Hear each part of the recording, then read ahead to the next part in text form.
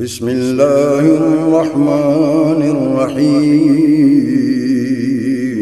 شروع اللہ کے نام سے جو بڑا مہربان نہایت رحم والا۔ کا مالک ربیہ کے دونوں بیٹے عتبہ اور شیبہ یہ منظر اپنی آنکھوں کے ساتھ دیکھ رہے تھے۔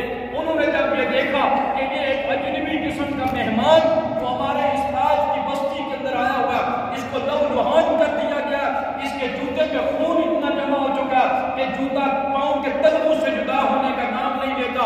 انہوں نے اپنے عیسائی غلام عداس سے کہا، جاؤ ہمارے باغ سے کھجور کا ایک گچھا اتار کے اس کی خدمت میں پیش کر دوں۔ مہمان نوازی، عرب کے لوگوں کی مہمان نوازی تو بڑی مشہور تھی، لیکن وہ مہمان نوازی اس وقت ہوتی ہے جب تم ان کے ہم خیال ہوتے ہیں۔ وہ بھی بتوں کی پوجا کرتے ہیں، تم بھی بتوں کی پوجا کرو، تمہاری ہم خیالی ہے، اور پھر وہ تمہاری مہمان نوازی بھی کریں گے جب ان کے الہوں کی، ان کے خداؤں کی، ان کے بتوں کی، غیر اللہ کی تم تردید کرو گے، اور جس مقصد کے لیے اللہ نے پیغمبروں کو بھیجا اس مقصد کی طرف بات کریں گے، پھر وہ مہمان نوازی بھول جاتے ہیں۔ چنانچہ انہوں نے اپنے غلام عداس عیسائی کو بھیجا، جاؤ جا کے انگور کا تازہ کچا ایک برتن کے اندر ڈالو اور جا کے ان کو پیش کرو۔ اس عیسائی غلام عداس نے جب کھجور کے ٹہنیوں سے انگور کی ٹہنیوں سے انگور کا ایک گچھا اتارا، بارگاہ رسالت معاف صلی اللہ علیہ وسلم کے اندر پیش کرنے لگا، اللہ کے پیغمبر نے بسم اللہ الرحمن الرحیم پڑھ کے اس کے انگور کے گچھے کو قبول کر لیا۔ سبحان اللہ۔ اس عیسائی غلام عداس جس کا نام تھا، اس نے جب یہ سنا نا بسم اللہ الرحمن الرحیم، وہ کہنے لگا، نوجوان تو کون ہے؟ کہا کیوں؟ کہا یہ جملہ جو تو نے اپنی زبان سے نکالا یہ اس علاقے کا جملہ نہیں ہے، اس علاقے میں کوئی اللہ کو رحمان اور رحیم ماننے کے لیے تیار نہیں ہے۔ یہ جملہ جو آپ نے اپنی زبان سے ادا کیا بسم اللہ الرحمن الرحیم، اللہ کے پیارے پیغمبر نے اس سے پوچھا، نوجوان میرا نام کیا ہے؟ اس نے کہا میرا نام عداس ہے۔ نوجوان تو کون سے مذہب سے تعلق رکھتا ہے؟ اس نے کہا میں عیسائی مذہب سے تعلق رکھتا ہوں۔ اس نوجوان سے اللہ کے پیغمبر نے پوچھا تیرا علاقہ کون سا ہے؟ اس نے کہا نینوا کا علاقہ ہے۔ نینوا کا علاقے کا رہنے والا ہوں، عیسائی مذہب کا پیروکار ہوں، عداس میرا نام ہے۔ اللہ کے پیغمبر صلی اللہ علیہ وسلم نے فرمایا، ہاں تم مرد صالح یونس بن متا کی بستی کا رہنے والا ہے۔ اس غلام نے پوچھا یا رسول اللہ صلی اللہ علیہ وسلم یہ یونس بن متا کون ہے؟ فرمایا کہ یہ میرا بھائی ہے، اللہ کا پیغمبر اور اللہ کا رسول گزرا ہے، یہ میرا بھائی ہے۔ اس کے دماغ کی میموری کام کرنے لگی، اس نے کہا کہ ہاں اللہ کا رسول تھا، لگتا ہے تم بھی اللہ کے رسول ہو، جب وہ تمہارا بھائی ہے تو تم بھی اللہ کے رسول اور پیغمبر۔ اللہ کے پیارے پیغمبر صلی اللہ علیہ وسلم نے فرمایا، ہاں میں اللہ کا رسول اور پیغمبر ہوں، اور جس بستی سے تم رہنے والے ہو اس بستی کا ایک پیغمبر یونس بن متا تھا، وہ میرا بھائی تھا۔ جب یہ بات اس غلام نے سنی، وہ عیسائی تھا، آگے بڑھا، اللہ کے پیارے پیغمبر کے ہاتھوں کو بھی چوم لیا، قدموں کا بھی بوسہ دے دیا۔ روسائے ربیہ کے دونوں بیٹے عتبہ اور شیبہ یہ سارا منظر دیکھ رہے تھے۔ یہ انگور کا گچھا لے کر گیا، انہوں نے انگور کے گچھے کو قبول کیا، اور ان کا چند کلمات کا آپس میں مکالمہ ہوا، اور مکالمہ ختم ہوا تو ہمارے غلام نے اس کے ہاتھ بھی چوم لیے، اس کے پاؤں بھی چوم لیے۔ جب وہ واپس گیا تو ان سرداروں نے اپنے غلام سے پوچھا کہ تم نے اس کے ہاتھوں کو کیوں چوما، اس کے پاؤں کو کیوں چوما؟ اس نے جواب دیا، لوگوں روئے زمین پر اس سے بہتر کوئی انسان نہیں۔ وہ عیسائی کہہ رہا ہے، عیسائی غلام کہتا ہے، وہ اپنے سردار سے کہتا ہے روئے زمین پر اس سے بہتر کوئی انسان نہیں ہے، یہ وہ انسان ہے جو اللہ کا رسول ہے، اور تورات اور انجیل کے اندر میں نے اس کے تذکرہ پڑھا تھا، اور تورات اور انجیل کے اندر اس کی اوصاف موجود ہے، تورات اور انجیل کے اندر اس کے کمالات موجود ہیں، تو تورات اور انجیل کے اندر اس کی تعریف اور اس کا تذکرہ موجود ہے۔ پھر وہ واپس لوٹتا ہے اور آ کر کہتا ہے، اللہ کے پیارے پیغمبر صلی اللہ علیہ وسلم مجھے اس بات کا یقین ہو چکا ہے، آپ مکہ کی دھرتی کے رہنے والے، آپ مکہ والوں کے ظلم اور تشدد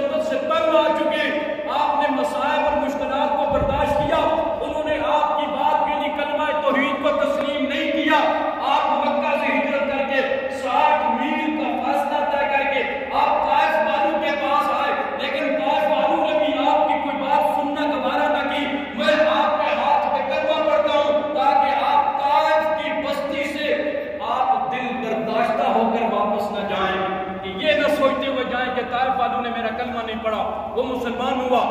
علماء نے لکھا ہے کہ وہ غلام مسلمان ہوا۔ اللہ کے پیارے پیغمبر صلی اللہ علیہ وسلم قرن المنازل پہاڑی کی طرف دیکھا۔ جب اللہ کے پیغمبر اس باغ سے نکلے 10 دن میرے مصطفیٰ نے طائف کی بستی میں قیام کیا۔ 10 دن قیام کیا، ایک بندے نے کلمہ پڑھا، ایک بندے نے۔ اور جو مشکلات آئی، جو پریشانیاں آئیں، اس کا تو کوئی اندازہ نہیں ہے۔ میں نے پہلے بیان کیا، ام المومنین حضرت عائشہ نے پوچھ لیا یا رسول اللہ یوم احد سے بڑھ کر بھی آپ نے کوئی تکلیف دیکھی ہے؟ تو اللہ کے پیارے پیغمبر نے فرمایا عائشہ طائف کی بستی میں جو میرے اوپر ظلم ہوگا میں اس کو کبھی بھی نہیں بھلا سکتا۔ یہ ظلم اور تشدد میرے مصطفیٰ نے کیوں برداشت کی؟ یہ اتنی تکلیفیں میرے پیغمبر نے کیوں برداشت کی ہیں؟ اور اتنی تکلیفیں برداشت کرنے کے بعد جب میرے مصطفیٰ انگور کے باغ سے باہر نکلے، اپنے غلام کو لیا، اپنے سر کو جھکایا ہوا ہے، اللہ کے مصطفیٰ پیغمبر فرماتے میں جا رہا ہوں قرن المنازل، میں نے ایک پہاڑی کو دیکھا، جب میں نے آسمان کی طرف نگاہ کی تو بادل میرے سر کو سایہ کیے ہوئے تھے، اور اس بادل کے اندر میں نے دیکھا جبریل امین بھی آ چکے تھے۔ جبریل امین نے آ کے مجھے کہا یا رسول اللہ صلی اللہ علیہ وسلم روسائے ثقیف اور طائف کی بستی والوں نے آپ کے ساتھ جو رویہ اپنایا، جو ظلم اور تشدد آپ کے ساتھ کیا، جو بربریت کی انتہا کی، اور جو آپ کی بد کلامی کی، آپ کی بے ادبی کی، آپ کی گستاخی کی، آپ کی بے اکرامی کی، اللہ رب العالمین نے سارے منظر کو دیکھ لیا ہے۔ اللہ نے مجھے بھیجا جبریل جاؤ جا کے میرے مصطفیٰ کو سلام پیش کرو۔ اللہ کے مصطفیٰ فرماتے ہیں دوسری طرف میں نے دیکھا تو ملک الجبال پہاڑوں کا فرشتہ بھی آ چکا تھا۔ یا رسول اللہ سلام ہو آپ کے قدموں کے اوپر کہ میں پہاڑوں کا فرشتہ ہوں۔ اللہ نے مجھے بھی جبریل امین کے ساتھ بھیجا اور جا کے کہا جاؤ میرے مصطفیٰ سے پوچھو، میرے مصطفیٰ انہوں نے آپ کے اوپر ظلم و تشدد کی انتہا کر دیا، آپ کا کیا حکم ہے ان کے لیے؟ آپ حکم صادر فرمائیے۔ اللہ نے آپ کو اختیار دے دیا، آپ حکم صادر فرمائیے کہ کیا کرنا ہے ان کے لیے۔ جبریل امین نے کہا ان کو تیس نیس کر کے رکھ دوں اگر آپ حکم دیں۔ ملک الجبال پہاڑوں کا فرشتہ آگے بڑھا، یا رسول اللہ اگر آپ مجھے حکم دیں مکہ اور طائف کے ان پہاڑوں کو آپس میں ملا دوں اور آٹے کی طرح ان کو پیس کے رکھ دوں طائف کی بستی والے لوگوں کو۔ جبریل نے بھی آ کر اپنی آفر پیش کی، پہاڑوں کا فرشتہ بھی آیا اور اس نے بھی آ کر اپنی آفر پیش کی کہ یا رسول اللہ اگر حکم دو تو پہاڑوں کو ملاؤں اور ان کو اس طرح پیس دوں جس طرح دانے چکی کے اندر پیس کے آٹا بنا دیا جاتا ہے۔ سنے میرے مصطفیٰ کا جواب۔ اللہ کے پیارے پیغمبر نے فرمایا، بخاری شریف کے اندر یہ حدیث موجود ہے، یہ روایت بخاری اور مسلم دونوں کتابوں کے اندر موجود ہے۔ پہاڑوں کے فرشتوں کو بھی جواب دیا، جبریل امین کو بھی جواب دیا، فرمایا ارجو ان یخرج اللہ من اصلابہم من یعبد اللہ ولا یشرک بہ شیئا۔ جواب یہ دیا جبریل واپس چلے جاؤ، پہاڑوں کے فرشتے کو بھی جواب دیا واپس چلے جاؤ، میں یہ نہیں چاہتا ہوں کہ یہ میری امت ہے اور آپ اس کو تیس نیس کر کے رکھ دو۔ ارجو ان یخرج اللہ، میں ان سے یہ امید لے کے واپس جا رہا ہوں، ان طائف کی بستی میں رہنے والے لوگوں سے میں یہ امید رکھ کے جا رہا ہوں، من اصلابہم، کہ ان کی سلبوں میں، ان کی پشتوں میں، سلب کہتے ہیں پشت کو، ان کے خاندان میں سے، ان کی نسلوں میں سے، فرمایا من یعبد اللہ، ان کی نسلوں میں، ان کی پشتوں میں، دوسری کرسی دے دے بھائی، ان کی نسلوں میں، توجہ میری طرف، بڑی اہم بات کر رہا ہوں، بخاری شریف کی حدیث ہے، کچھ بھی نہیں بنایا، کرسی اس نے کیا ہے نا، سن اجازت جو لگایا ہوگا، کیا کریں، انسپیکٹر صاحب بیٹھے ہوئے، ذمہ صاحب بیٹھے ہوئے، بڑی بڑی شخصیات بیٹھی ہوئی ہیں، سن اجازت کا استعمال نہ کریں، پھر بھی ہماری خیال نہیں ہے، سن اجازت کا استعمال کریں، پلاسٹک کی کرسیاں مسلم کر جاتی ہیں، پھر آپ سارے پریشان ہو جاتے، پریشان ہونے کی کوئی ضرورت نہیں ہے۔ آخری میری بات کا خلاصہ سنو، ساری بات کا گفتگو کا خلاصہ نچوڑ سنو کہ میرے مصطفیٰ 10 سال ہوئے نبوت کو ملے ہوئے اور 10ویں سال نبوت کا مکہ سے ہجرت کر کے جا رہے کہاں؟ طائف والوں کے پاس۔ توجہ کرنا، بات ختم کرنے لگا ہوں، ساری بات کا خلاصہ رکھنا چاہتا ہوں، پتہ چلے آپ کو نچوڑ کیا ہے ساری بات کا۔ مکہ المکرمہ میں نبوت کا 9واں اور 10واں سال ہے، ابو طالب کا بھی انتقال ہو چکا ہے جس نے میرے مصطفیٰ کی تربیت کی، پرورش کی. وہ کہ ابو طالب نے ایمان نہیں لایا تھا. لوگ پوچھتے ہیں بھئی انہوں نے ایمان کیوں نہیں لایا؟ میں نے کہا اللہ سے پوچھو، انک لا تہدی من احببت ولکن اللہ یہدی من یشاء. اللہ فرماتا ہے میں جسے چاہوں گا ہدایت دوں گا، جسے نہیں چاہوں گا میں اسے ہدایت نہیں دوں گا. حضور کی پرورش کی ابو طالب نے، لیکن اس کو کلمہ نصیب نہیں ہوا. اور جب خدیجہ الکبریٰ کا بھی انتقال ہو چکا، غم خوار بیوی کا، میرے مصطفیٰ نے سوچا مکہ والے بات سننے کے لیے تیار نہیں ہے. طائف کی بستی میں گئے، طائف والوں نے جو آپ کے ساتھ سلوک کیا وہ بھی آپ نے سنا. اور پہاڑوں کا فرشتہ بھی آیا، جبریل امین بھی آیا، حکم کیجیے ان کو تہس نہس کر کے رکھ دیں. بخاری شریف کے اندر یہ الفاظ موجود ہیں. اللہ کے مصطفیٰ نے فرمایا ارجو ان یخرج اللہ من اصلابہم، میں امید رکھتا ہوں کہ ان کی نسلوں میں کوئی ایسا پیدا ہوگا، انشاءاللہ ہوا انشاءاللہ ان کی نسلوں میں کوئی ایسا پیدا ہوگا من یعبد اللہ، جو کس کی عبادت کرے گا؟ اللہ کی. بولے کس کی عبادت کرے گا؟ عبادت کس کی ہوتی ہے؟ اللہ کی. قبر کی، حجر کی، گھوڑے کی نہیں ہوتی ہے عبادت. عبادت صرف اللہ کی ہوتی ہے، اللہ کے علاوہ کسی کی نہیں. یہ بخاری شریف کی حدیث ہے. حضور نے فرمایا من یعبد اللہ، میں ان سے امید رکھتا ہوں کہ ان کی نسلوں میں کوئی آئے گا جو اللہ کی عبادت کرے گا، ولا یشرک بہ شیئا، اللہ کے ساتھ وہ کسی کو شریک، وہ بولے کسی کو شریک نہیں ٹھہرائے گا. حضور صلی اللہ علیہ وسلم نے یہ جواب دیا جبریل کو بھی، پہاڑوں کے فرشتے کو بھی.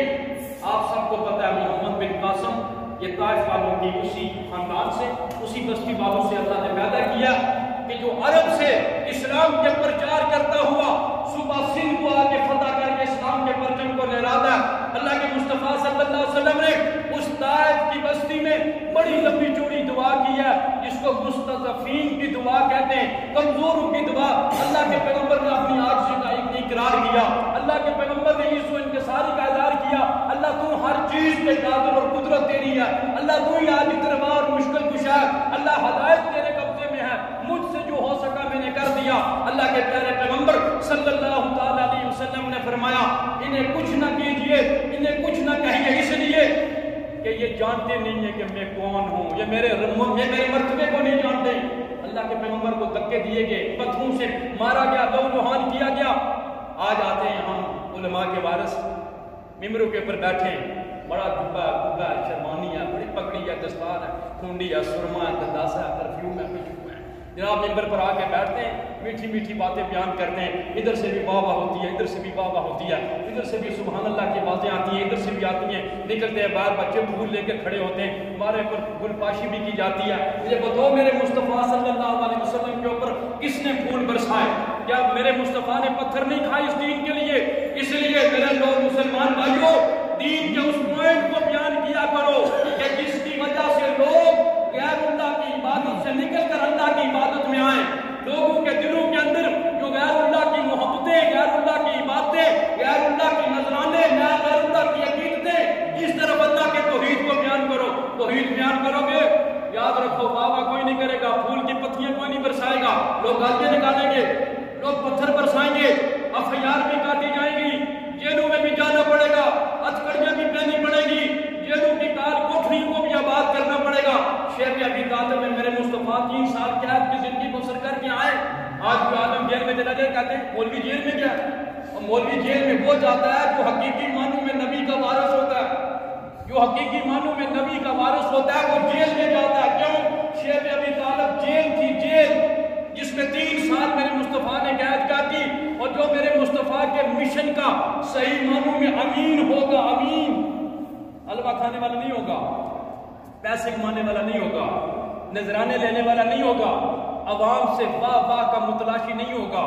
عوام راضی رہتی ہے تو راضی نہیں، کوئی واہ واہ کرتا ہے یا نہ کرے، کوئی پیسے دیتا ہے یا نہ دے، کوئی چندہ دیتا ہے یا نہ دے، کوئی تنخواہ دیتا ہے یا نہ دے، کوئی آپ کا عقیدت مند بنتا ہے یا نہ بنے. لیکن پیغمبر علیہ السلام کی جو دعوت ہے نا، دعوت اس کو مت چھوڑیں. اس دعوت کو چھوڑ دیں تو ذلیل ہو جاؤ گے. کنتم خیر امۃ اخرجت للناس تأمرون بالمعروف وتنہون عن المنکر. حضرت عمر بن خطاب رضی اللہ تعالیٰ عنہ فرماتے ہیں جو خیر امم کا نامزد امیدوار بننا چاہتا ہے وہ لوگوں کو اچھائی کا درس دے اور برائی سے روکے، پھر وہ خیر الامم کا کارکن بنے گا۔ اللہ مجھے اور آپ کو عمل کی توفیق نصیب فرمائے۔ 2-3 اعلانات مختصر۔